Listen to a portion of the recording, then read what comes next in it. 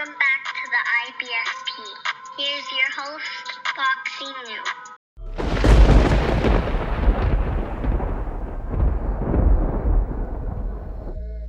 Welcome back, fight fans. Welcome back to the IBFP, the only channel not afraid to tell the truth.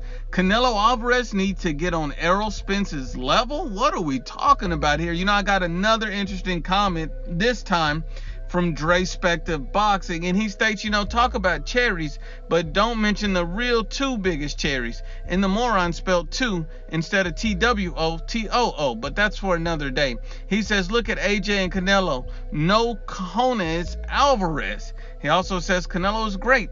He needs to do more, like be the king of a division, which he's never done.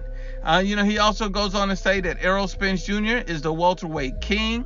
He's also said things like Errol Spence Jr. is the future undisputed fighter, that Terrence Bud Crawford was ducking Errol Spence as soon as he moved up to welterweight.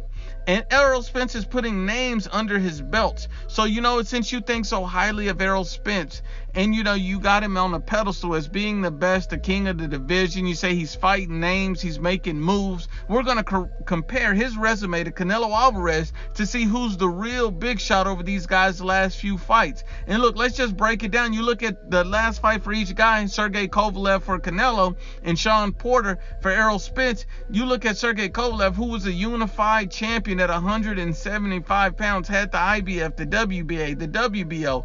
This guy has put it out there, won multiple belts. He's a certified Hall of Famer, no doubt. And there's also a controversial decision Andre Ward got over Sergey Kovalev, which many people felt like Sergey Kovalev got the best of Andre Ward, who is also another all-time great elite fighter.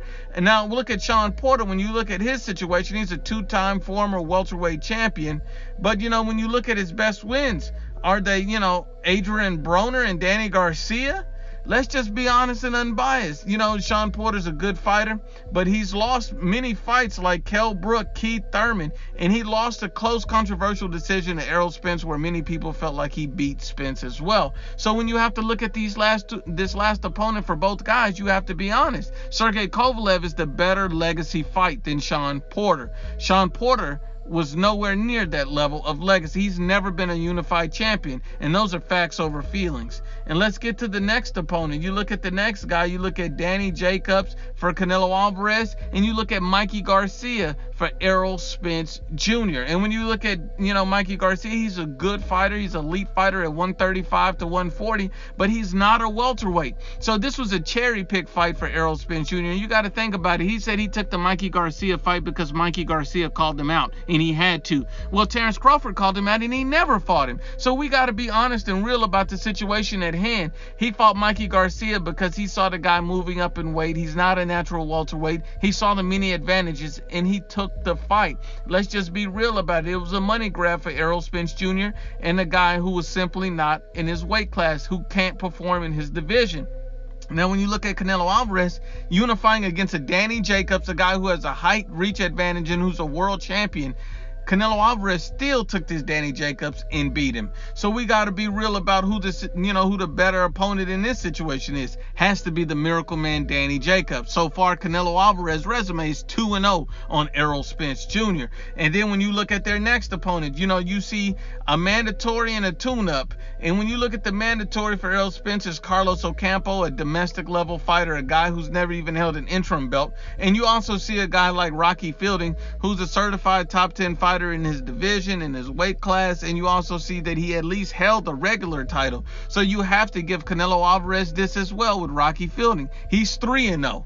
And then you look at the next guys. You see a washed out Lamont Peterson, a guy who on his very next fight ended up retiring and getting knocked out.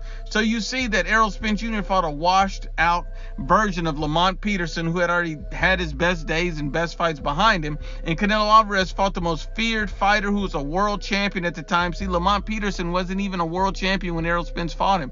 But Gennady Golovkin was a world champion. He was feared, he was dangerous, and he was avoided when Canelo Alvarez took him on and beat him. So we got to be honest and unbiased when we look at these guys' last few fights. We see who's fighting the best competition. We see who's stepping up to the plate. We see who's great and who actually has cojones and who's actually taking risks and chances. And it's not Errol Spence Jr. So you can keep playing Brokeback Mountain with Errol Spence, Dre, but at the end of the day, it's always facts over feelings. And once again, it's the IBFP.